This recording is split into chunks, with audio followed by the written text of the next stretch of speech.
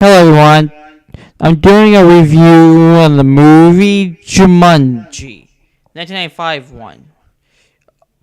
Okay, the movie starts with two kids finding a board game and start trying to play it. Two friends' names are Alan Parrish and Sarah Whittle.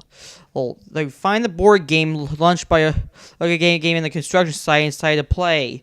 Upon the release a massive swarm of bats, and Alan himself gets sucked into the game when the says, "It's in the jungle. You must wait till the dice reach 7 or 8." And Sarah gets chased up by a horde of bats. 25 years later, or actually 26, my bad. Basically, living in the house, Peter and Judy find the game and they play it, releasing the horror which resides in the game. Yeah. Upon doing that, they also accidentally release 20-something-year-old Alan Parrish, now a full-grown man. And they also have to pick up Sarah Whitwood and try to finish the game. Now, here's my full review about the movie.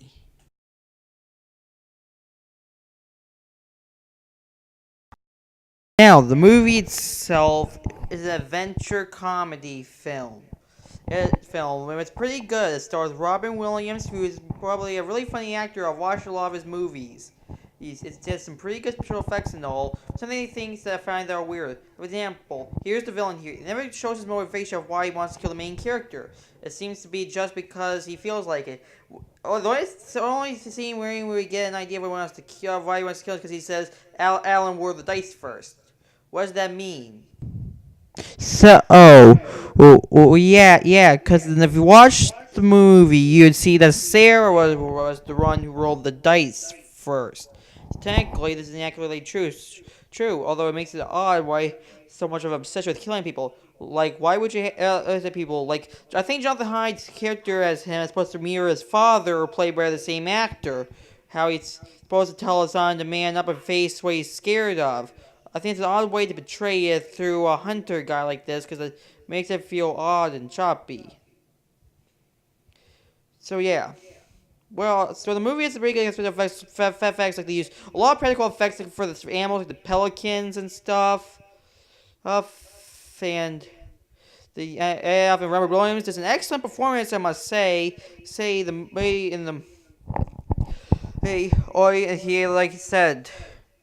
He seems to be very good at knowing what to do in the game. Like it's surprising actually. He does a pretty good role in the film. He is probably one of the best actors I've seen.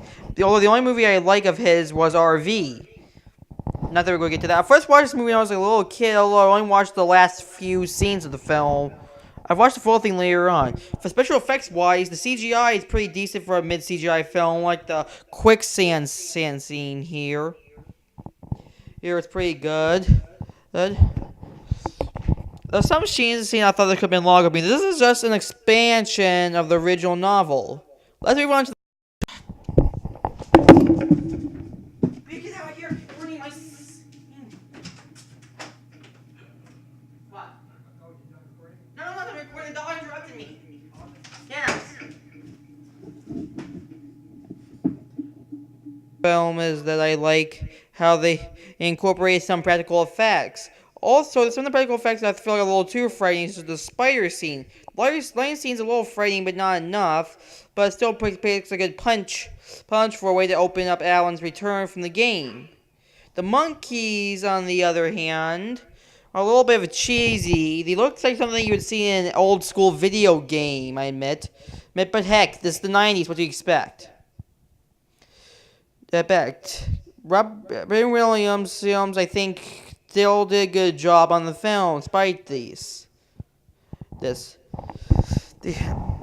Sorry about this. I'm just recording as fast as I can here. The movie, I like the design of the board game in the movie. It's pretty good. It looks pretty detailed and stuff. I mean, I have an actual board game that they released in stores at home, but the board game I got is not nearly as detailed as the one in the movie. I think they should release one. I think they should release one for the 20th anniversary for the movie in 1990. 2015. I mean, I think it should release a collector's edition one with everything. It would be interesting. Except here's the thing: where would that awesome rhyming, meaning almonds that the game always produced be? Like, in the jungle, you must wait till the game reaches 5 or 8. Although some things you won't be able to understand about what happen like they do in the movie, so yeah, that would be a downer. I think the I think the moral of the film is supposed to be learning to face your fears in the movie. Like Van Pelt, I guess, is supposed to be Alan's fear of facing a bully. Since he got bullied by some kids when he was younger, I guess he's supposed to resent the fear, and he keeps encouraging to face him like a man. He has to face all these fears, and he has to face them without getting scared. And it's the kids have to try to work face it without getting scared either. So I think the moral is be brave against your enemies. I think that's a decent moral. And be brave in the face of danger, I think is what it means. Like I said, I still think it's cheap to use the thing through the main villain. Well, they could have used it through other means in the film, like they could have Okay, one of my favorite promotional images, I must say, in this film is the scene where the elephant crushes the car. It shows the dominance of the game has over the real world, I feel. And I also feel like the movie could be a little scary for ages 12 and younger. And here the final shot of Van Pelt being shot back, and once in the film when like I said, I think when it comes to Pierre's portrayal, Pierre's acting in the film, I think it is a little rare. I think it's a little kiddish at times though. Though there was some good scenes though when he tricked Alan into helping them by using reverse psychology he learned from his old man, who, by the way, sadly died in a car crash on their way to his parents were advertisers, although for some reason Drew in the movie likes to say that their parents were ambassadors or something, which I think it's just to help cope with the death of her parents, and wanting to feel like they had a cheap job. Like I said, I've learned coping mechanisms because I've seen characters in the movie do it. But like I said, by far, Kirsten Dunst in the movie, he did really awesome. Some better than she could have done as Mary Jane Watson. Thumbs up, Kirsten. You rock. Yeah. So anyway, the pacing and the cutting's decent.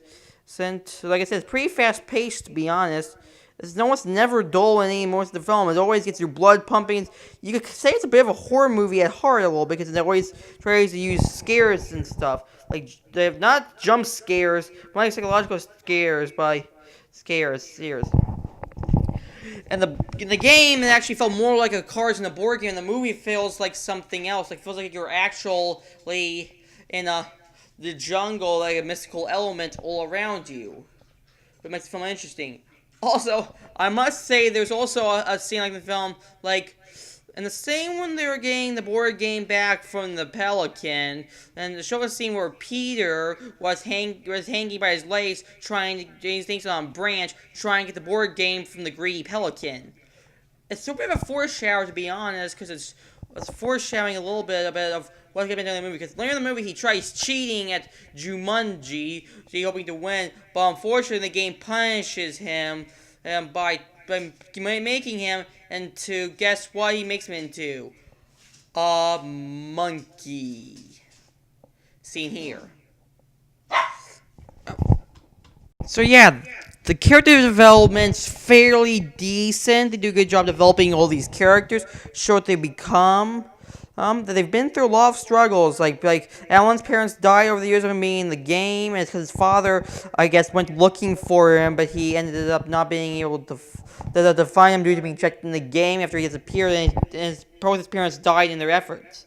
I think it's really good development because it shows how petty Alan, how he finishes the game despite his fear of Van Pelt, and it helps work with these kids. Overall, Jumanji's pros are good story, good pacing, and interesting character development. Cons: their character development, Van Pelt's role in the film, and the cheap monkey CGI. Okay, that's all I have for this review. Turn to the channel for more movies and reviews and more.